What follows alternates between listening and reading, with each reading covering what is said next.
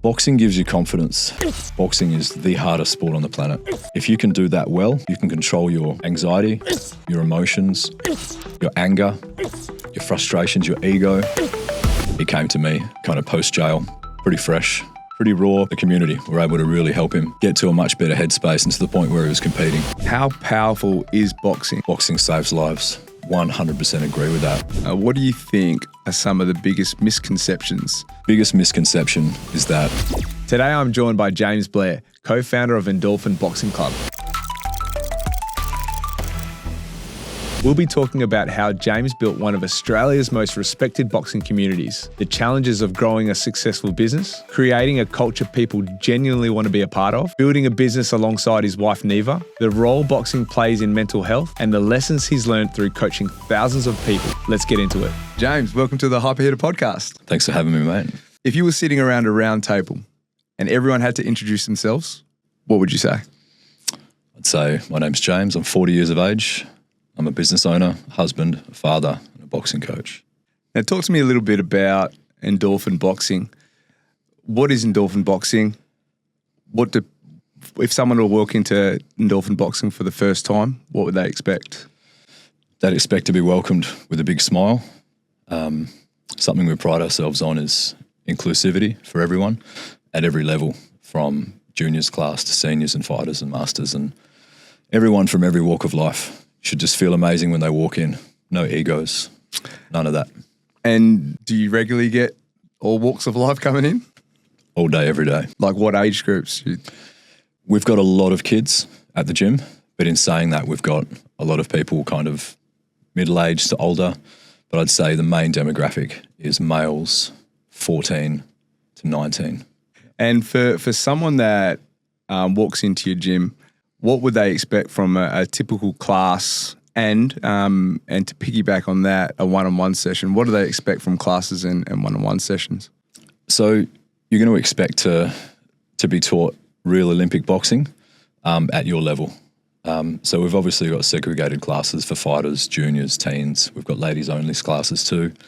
But in a general boxing class setting, we're going to be working on Olympic boxing techniques with footwork, head and trunk defense, foot defense, all our good attacks, putting it all together. Basically the same recipe that I teach my fighters, kind of toned down for Gen Pop and for kids and ladies and stuff. So everyone's getting the same recipe, but they're getting it taught at their level. And so when you do teach someone, what are you trying to, I guess, achieve with that person? Maybe it's the first session. What do you try to achieve? So you got this person comes in and let's say 24-year-old comes in, I've never boxed before. If we take that subject, how would you and what would you want to achieve with that person? First and foremost, I'd want them to feel comfortable and I want them to leave the gym happy. Mm-hmm. So however we can do that, that's the main goal. What's your technique to do that? Do you have techniques? Yeah, we're very busy, as you know, but I do my best on a daily basis in the peak times to get around and introduce myself to the new people, the new starters, especially the people that potentially look a little bit nervous. Mm-hmm. Just make everyone feel good while teaching them good quality boxing. That's the recipe and that's working. So, when you stand back and look around the gym, what makes you think, shit, we've built something special here? Our community. Talk to me about the community. So it's the main focus of the business, not just with the fighters, but with the Gen Pop and the kids as well. We want everyone to feel like they're part of something. They're all growing together and they're all getting better together. And that comes right down to your previous question. Someone walks in the gym for the first time, the 24-year-old guy. Mm-hmm. He could be an amazing natural athlete or he could be like a giraffe with roller skates on. Yeah. You know, I've always got enough coaches there and mainly fighters there. And I'll team them up with one of my more experienced guys like Brucey or Isaac or Bryce. I'll say, do some footwork drills, make them feel good, take them aside 2 or 3 rounds, bring them back to the class. So no one's ever left alone, regardless of their level. So that's something I pride myself on. Are there any athletes, stories, members that you can think of that have had pretty cool journeys from start to finish? Yeah, one definitely jumps out. Young kid by the name of Jake. He didn't have the best upbringing and got in a little bit of trouble, and he came to me kind of post-jail, pretty fresh, pretty raw, pretty emotional guy. Mm-hmm. I was able to really help him we, the community, were able to really help him get to a much better headspace and to the point where he was competing at 80 kilos, and he was an absolute fucking horse. Yeah. He was sitting people down in the novice division and just running through a few different people, and it sounds a bit rough or whatever, sitting in this space talking like that, but this is boxing. It's not tennis. And so, talk to me about the moment, if you did have a moment. Obviously, you've watched Jake's from the start until when he started competing. Was there a moment when you were like, shit, I'm pretty proud of that? Talk to me about, or take me back to that time. It'd probably be moments at ringside before his first bout when everyone's absolutely shitting their pants. Do you get nervous? Riddled with nerves. I get riddled with nerves. Do you? Yeah. I'm getting better at, overcoming nerves, but I still get nervous when my guys fight at every level, state, national level. It just happens. Do you try and hide it for your fighter, or do you say I do my best. Yeah. I'm an emotional guy. Yeah. Not going to try and hide that ever. It's an emotional sport. And just on the sport of boxing, what do you think are some of the biggest misconceptions about boxing, or maybe boxing gyms? Biggest misconception is that we're all meathead thugs, egomaniacs, just looking to hurt people. It's not like that at all. It's about boxing, to me and to a lot of people in our boxing community, in WA especially. Boxing's about empowering people, helping people, whether that's through competition or just through boxing training. And even listening to that is just from my own background, hearing that is actually quite refreshing. Like, I dare say that people that are on the fence with boxing, trying to maybe get into a gym, started at home, I'm not going to lie, it's intimidating. When you first get around it, it's intimidating. 100%. So it is refreshing to hear someone that's at the helm of what you've built say those type of things. I think it's amazing. I think what you've built is really incredible. Thank you. Let's talk about the business. Let's go back to the beginning. And I know you've got your own story, but I want to hear where it all started in your own words and up until now. Okay. Wow. So I've always trained martial arts. I started Muay Thai kickboxing at Westside Kickboxing on South Street in Fremantle when I was 13. But on and off, in and out with my apprenticeship and travel and stuff. Never took it too seriously. Did some training camps in Thailand and Vietnam, and got to about 25, 26 and got a bit of a taste for boxing, and hooked up with a guy I'd known for about 15 years before that, at that stage, Daniel Rogers. We decided to start Ring Fit in Rivervale, so that was our first boxing gym together. We ran that for 5.5 years together. Solid fight team, amazing community. That relationship we started to go in our own direction. We thought it was best to part ways, which I feel was the best thing for both of us. Ring Fit's still going. Great guns. They've had a couple of different locations since then. They're now in Osborne Park. They're doing great. I've started up Endorphin. Small studios, built up, saved my pennies, got a bigger space in Bibra Lake about 4 years ago. That ran its course. We outgrew that venue, and then transitioned into the biggest space that we're in now, that we've been in for about 7 months. We just continue to grow.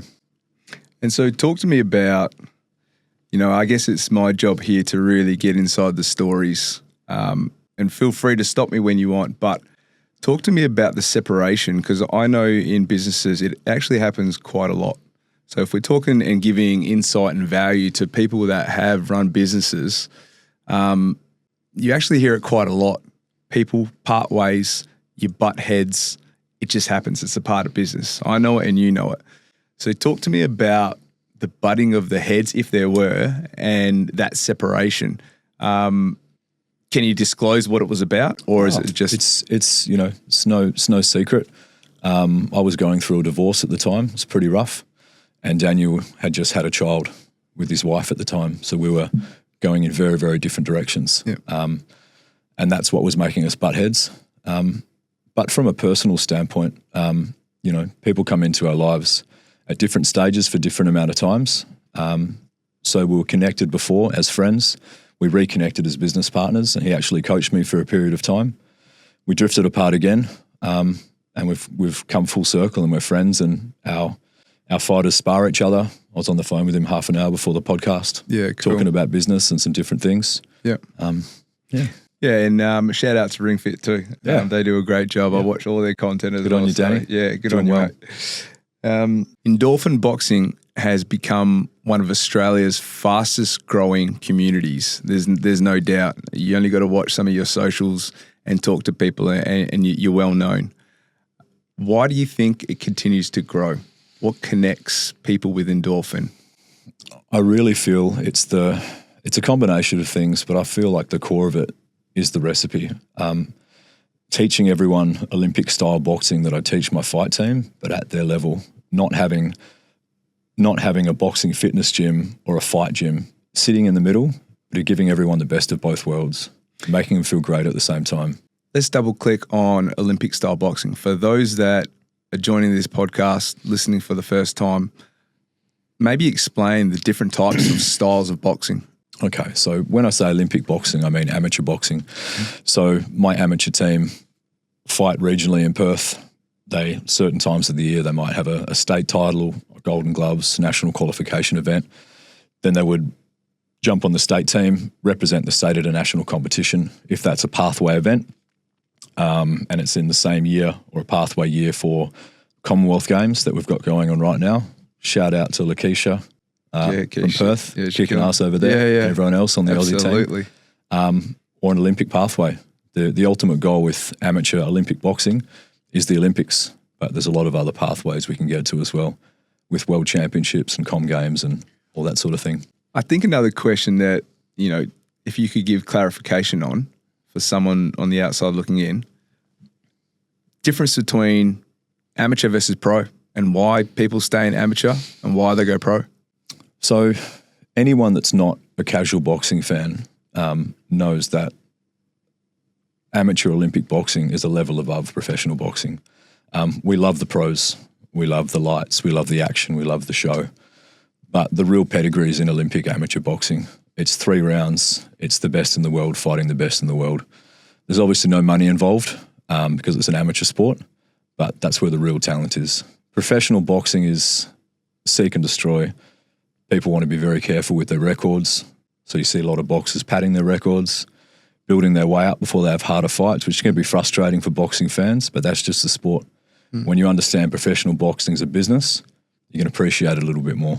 That's the 2 biggest differences. Talk to me about Neeva. Who is she? Who is this person behind the brand? Neeva. Neeva is an amazing, gorgeous, funny, empathetic woman. And I'm also fortunate enough to have her as my wife and work with her every day. So talk to me about building a business or being in business with your wife. What's it like? No holds bar. Yeah, it's, it's had its challenges in the beginning, but it's amazing. Neeva's all of those things that I mentioned, but first and foremost, she's my best friend. It's amazing. We live together, we work together, we travel together. She's starting to help out in the pro corners now, which is amazing. So she gets a bit of a taste of the competition side of things. But she's the backbone of Endorphin. The ladies only community that she's built within the brand is just going great guns and amazing. These ladies feel supported, empowered, and it's a different service that myself as a male can't really cater to as much as a woman that's so empathetic and passionate about fitness and helping people like Neeva. What do you think one of her, I'll put you on the spot here. What's one of her strengths as a coach? Empathy. Okay. What's one of her weaknesses? Time management. Would she agree? Yes. Okay. Looking back on the journey along with Neeva and growing what you've grown, what's some of the biggest lessons you've taken away? For myself personally, the same as our relationship, communication is key. It's the same in business.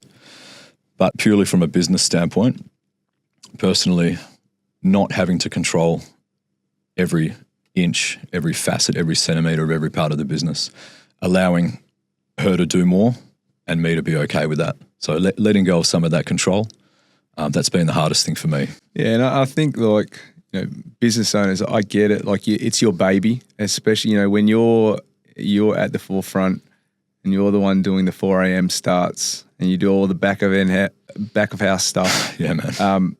It's one of those things for people that business owners get it. It's almost like you get it straight away. Like it's your baby. Everything is protected.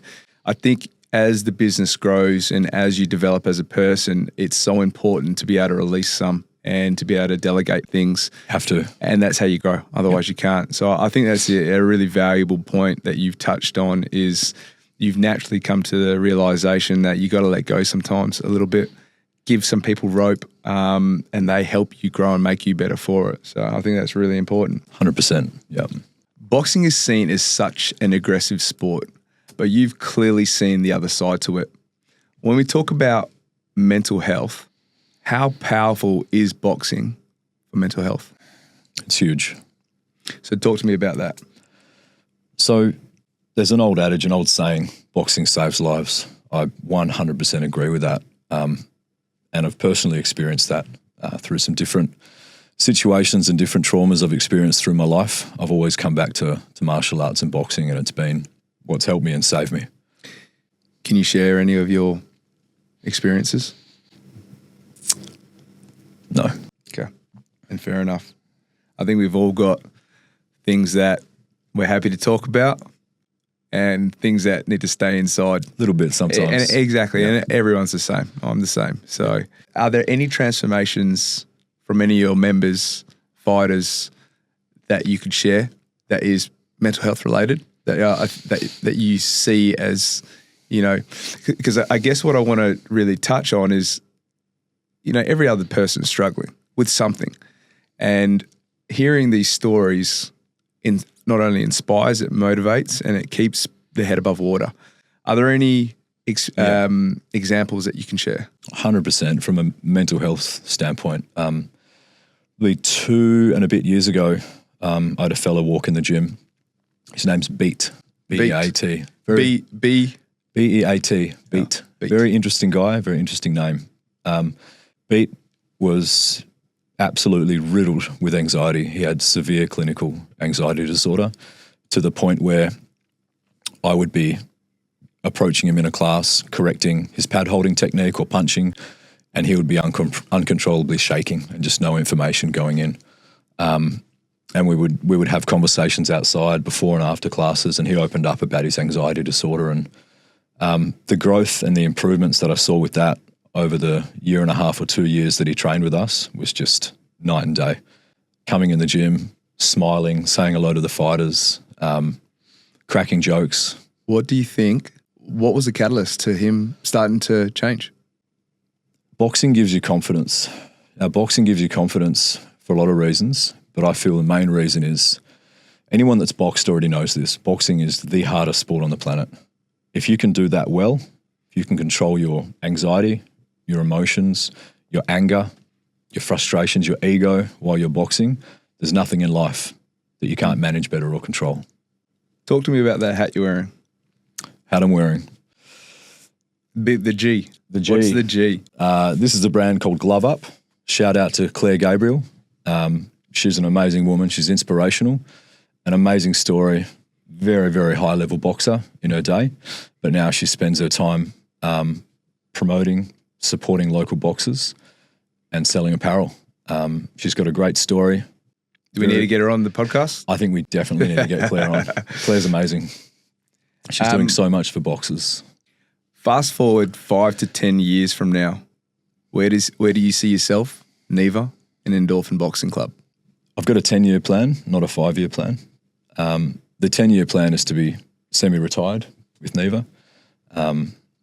If all the investments and everything that I'm involved in, knock on wood, go the way they're supposed to go. Yeah. I don't think I'd ever sell the gym, but the succession plan is to build one of my junior coaches, Bruce Basilio, into a position where he's a part owner in the gym and he's running the gym solely. And that would be the succession plan.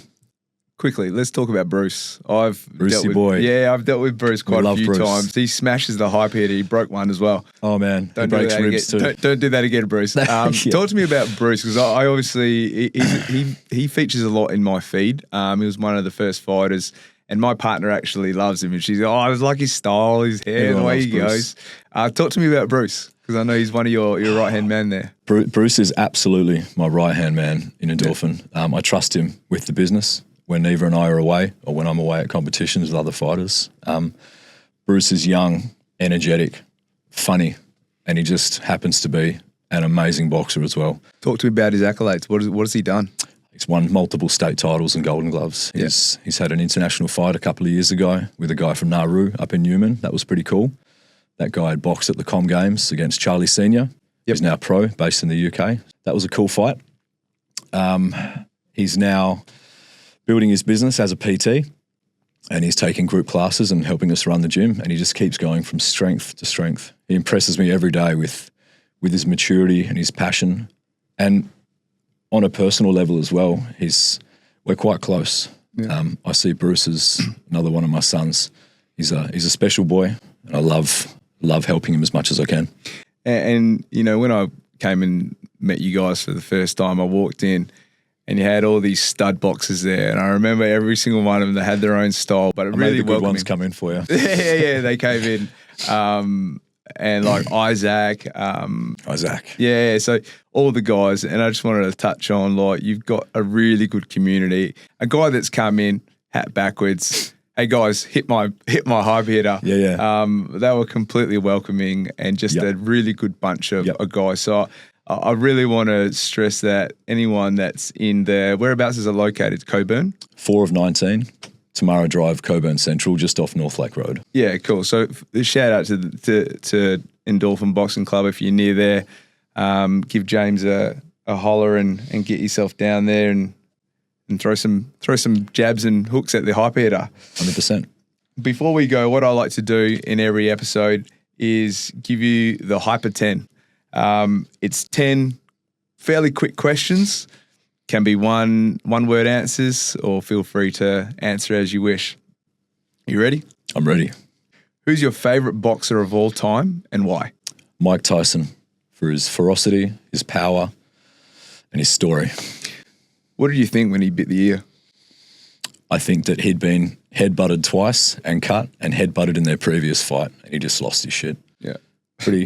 People that know the story and know his personality. Yeah, it wasn't that much of a reach for him to do that. Yeah. The world was shocked, but it is what it is.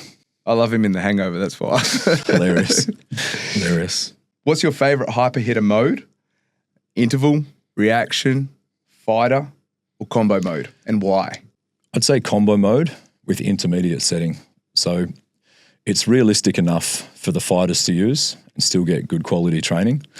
And it's also realistic enough and simple enough at the same time for Gen Pop members to use comfortably. Also got a few updates I'll talk to you about as well. Got some really cool stuff coming through with the app. We'll take another time to chat about that. But some cool stuff coming through for the app. Great. What's your favourite thing about the hyper hitter? How easy it is to put up and take down. What separates good fighters from great fighters? The ability to listen, to absorb, not listen to react in training sessions, and the ability to adapt under pressure. Who has become the biggest influence on your life and why? Neeva. Why? My wife, Neeva, 100%. The support and the empathy that I get from Neeva on a daily basis enables me to do what I do with the Gen Pop, with my fighters, mentoring all the kids that I mentor. I couldn't do it without her. The self-belief and confidence I get from this woman believing in me is just the most valuable thing in my life. What's one thing people would be surprised to learn about you? They'd probably be surprised to learn that I was a chef in another life for about 20 years, running kitchens all around Australia. What's your dish? These days I don't have a specific dish. It's been a while. Is there a go-to? Is there something, if you had to impress that round table of people, what would you cook? That's probably a question for Neeva. What I cooked for her when I was trying to get her. And just on that, if you were to have dinner with 3 people, past or present, who would they be? And why? Can it be 4 people? Can be 4 people, and why? Easy one for me. It'd be my wife, my mum Jill, and my 2 grandparents that aren't here anymore. So people close to your circle. 100%. My grandma was a really amazing woman. And my grandpa was my best friend until the day he died. We were super close. And one of my biggest supporters. He's a very, very special man. What's one daily habit that's made a big impact on your life? Training every day. What do you do? At the moment, I'm doing split sets. I'm training weights every day, 6 or 7 days a week for about an hour, hour and a half. That's my time. My headphones are in. It's in my diary like an appointment. I don't miss it. That's very important for my mental health, is my training. When do you feel most at peace? In the rare times that I get real downtime and days off, it'd be spending time with my family. And lastly, what's one piece of advice you'd like to leave the people listening and watching today? Don't let fear hold you back. If you want to do something, achieve something, start a business, have a fight, make a change in your life, grab the bull by the horns and just do it. Don't let fear hold you back. Doesn't matter how many times you fail. You just got to keep trying. You'll eventually get what you want and where you want to be. James Blair, it's been a pleasure. Thank you, brother.